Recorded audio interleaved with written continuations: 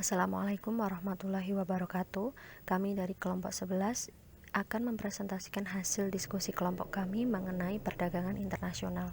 Sebelumnya perkenalkan anggota kelompok kami, yaitu Nanda Larasati dengan NPM 1801010056 dan Nur Mujaidah dengan NPM 1901010123. Yang pertama adalah pengertian dari perdagangan internasional. Perdagangan internasional adalah perdagangan yang dilakukan oleh penduduk suatu negara dengan penduduk negara lain atas dasar kesepakatan bersama. Penduduk yang dimaksud dapat berupa antar perorangan atau individu dengan individu, atau antar individu dengan pemerintah suatu negara, atau juga pemerintah suatu negara dengan pemerintah negara lain. Selanjutnya adalah penyebab rumitnya perdagangan internasional. Ada 4 hal yang menyebabkan perdagangan internasional dianggap rumit oleh sebagian orang. Yang pertama adalah pembeli dan penjual terpisah oleh batas-batas kenegaraan. Kemudian yang kedua, barang harus dikirim dan diangkut dari suatu negara ke negara lainnya. Yang ketiga adalah perbedaan dalam bahasa, mata uang, taksiran atau timbangan, hukum dalam perdagangan, dan lain sebagainya. Dan yang terakhir adalah perbedaan dari sumber daya yang dimiliki oleh masing-masing negara. Lalu apa saja manfaat dari perdagangan internasional? Yang pertama adalah menjalin persahabatan antar negara. Kemudian manfaat yang kedua adalah meningkatkan penyebaran sumber daya alam melalui batas negara. Manfaat yang ketiga adalah dapat membuka lapangan pekerjaan. Yang keempat adalah dapat menambah jumlah dan kualitas barang. Dan manfaat terakhir adalah saling bertukar teknologi untuk pertumbuhan ekonomi masing-masing negara. Selanjutnya adalah faktor-faktor pendorong terjadinya perdagangan internasional. Banyak faktor yang mendorong suatu negara melakukan perdagangan internasional. Di antaranya adalah yang pertama, untuk memenuhi kebutuhan barang dan jasa di dalam negeri. Kemudian yang kedua, adanya keinginan memperoleh keuntungan dan meningkatkan pendapatan negara. Yang ketiga adalah adanya perbedaan kemampuan penguasaan ilmu pengetahuan dan teknologi dalam mengolah sumber daya ekonomi. Yang keempat adalah adanya kelebihan produk dalam negeri sehingga perlu pasar baru untuk menjual produk tersebut. Yang kelima, adanya perbedaan keadaan seperti sumber daya alam, iklim, tenaga kerja, budaya, dan jumlah penduduk yang menyebabkan adanya perbedaan hasil produksi dan adanya keterbatasan produksi. Yang keenam, adanya kesamaan selera terhadap suatu barang. Kemudian yang ketujuh adalah keinginan untuk membuka kerjasama, hubungan politik, serta dukungan di negara lain. Dan yang terakhir adalah terjadinya era globalisasi sehingga tidak ada satupun negara di dunia yang dapat hidup sendiri. Keuntungan perdagangan internasional dibagi menjadi dua. Yang pertama adalah keuntungan mutlak atau absolute advantage, kemudian yang kedua adalah keuntungan komparatif atau comparative advantage.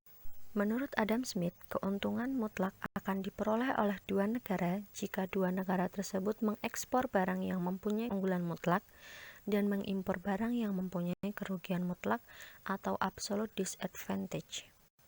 Sedangkan dalam keuntungan komparatif, David Ricardo menjelaskan bahwa perdagangan internasional masih mungkin terjadi dan menguntungkan kedua negara, meskipun satu negara mempunyai keunggulan mutlak dan memproduksi kedua barang, dengan syarat jika satu negara mempunyai keunggulan komparatif dibandingkan dengan negara lainnya. Selanjutnya adalah kebijakan dari perdagangan internasional.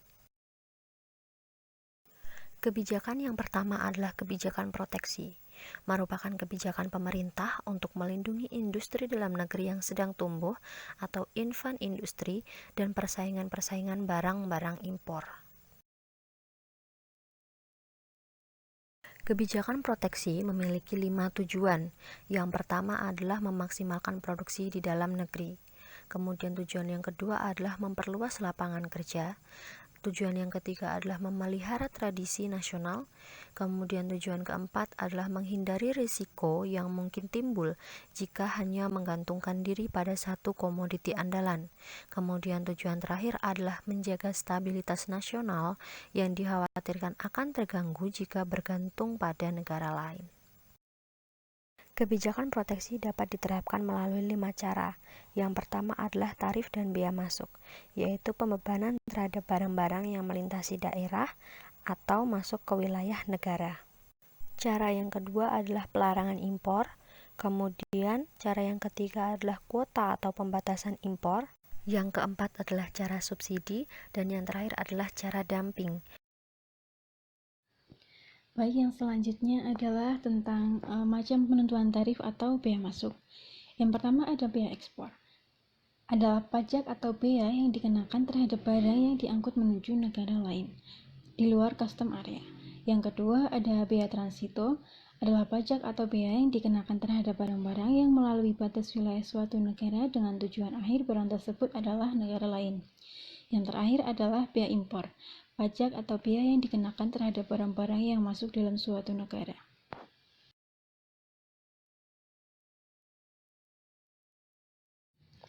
Pelarangan impor merupakan kebijakan pemerintah untuk melarang masuknya barang dari luar negeri yang bertujuan untuk melindungi dan meningkatkan produksi dalam negeri. Kuota atau pembatasan impor. Kuota adalah kebijakan pemerintah untuk membatasi barang-barang yang masuk dari luar negeri. Nah, tujuan daripada kuota impor ada 3, yaitu pertama, mencegah barang-barang yang penting berada di tangan negara lain. Yang kedua, menjamin tersedianya barang-barang di dalam negeri dalam proporsi yang cukup. Dan yang terakhir ada mengadakan pengawasan produksi serta pengendalian harga guna mencapai stabilitas harga dalam negeri. Subsidi merupakan kebijakan pemerintah untuk membantu menutupi sebagian biaya produksi per unit barang produksi dalam negeri, sehingga produsen dalam negeri dapat menjual barangnya lebih murah dan bisa bersaing dengan barang impor. Yang selanjutnya ada dumping. Pengertian dumping adalah kebijakan pemerintah untuk menjual barang di luar negeri dengan harga yang lebih rendah dari dalam negeri atau bahkan di bawah biaya produksi. Kebijakan dumping ini dapat meningkatkan volume perdagangan dan menguntungkan negara pengimpor, terutama menguntungkan konsumen mereka. Adapun syarat yang harus dipenuhi dalam kebijakan dumping ada 2. Yang pertama, kekuatan monopoli di dalam negeri lebih besar daripada luar negeri, sehingga kurva permintaan di dalam negeri lebih inelastis dibanding kurva permintaan di luar negeri. Yang kedua, terdapat hambatan yang cukup kuat, sehingga konsumen dalam negeri tidak dapat membeli barang dari luar negeri.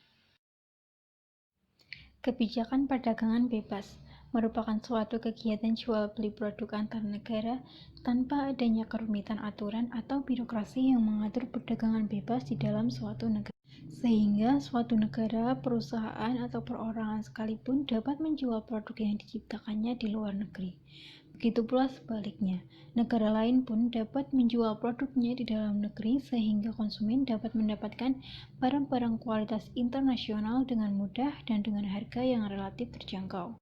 Kebijakan perdagangan bebas ini dicantumkan dalam Peraturan Menteri Perdagangan Republik Indonesia Nomor 20/MDAP/7/2011 tentang perubahan kedua atas Peraturan Menteri Perdagangan Nomor 45/MDAP/9/2009 tentang angka pengenal importer atau API.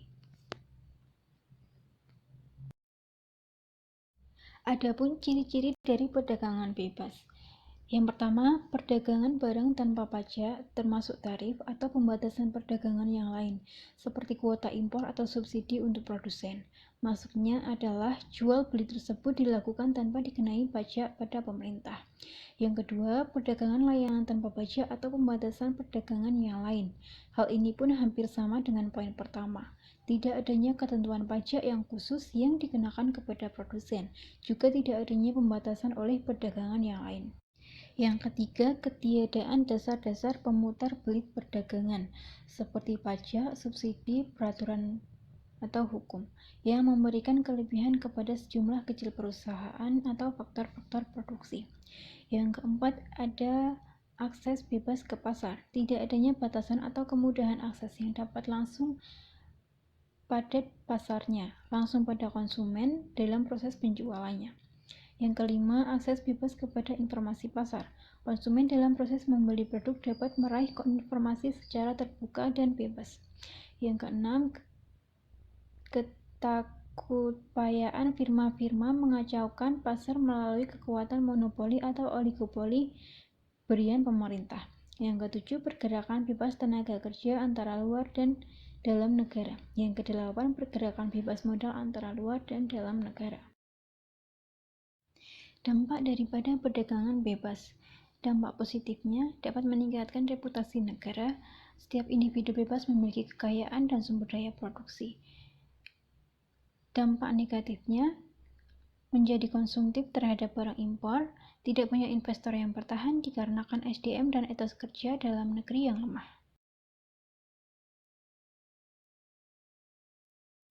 Yang terakhir ada kebijakan autarki, merupakan kebijakan perdagangan dengan tujuan untuk menghindarkan diri dari pengaruh-pengaruh negara lain, baik pengaruh politik, ekonomi, maupun militer. Sehingga kebijakan ini bertentangan dengan prinsip perdagangan internasional yang menganjurkan adanya perdagangan bebas. Sekian dari kelompok kami, kurang lebihnya kami mohon maaf. Wassalamualaikum warahmatullahi wabarakatuh.